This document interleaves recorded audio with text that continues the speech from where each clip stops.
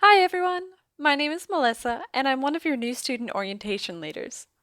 I'm going to show you how to download the Zoom app onto your phone. First, we're going to go to the App Store. Now in the search bar, we're going to type in Zoom, Z-O-O-M, and hit enter. What should come up is Zoom Cloud Meetings. Go ahead and click Install. Now that it's installed, you can go ahead and open the app and join a meeting. You do not need to make an account at all. The meeting ID is where you would put in the code for the meeting.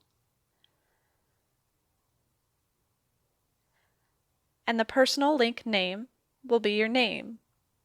We ask that you put your first and last name for True Blue Zoom meetings, as we do have some prizes and we'll be able to better access information to answer some of your questions. You will be able to join through links without having to put in that meeting ID for some of our meetings. If you have any questions, feel free to contact us and we'll do our best to help you. Have a wonderful day.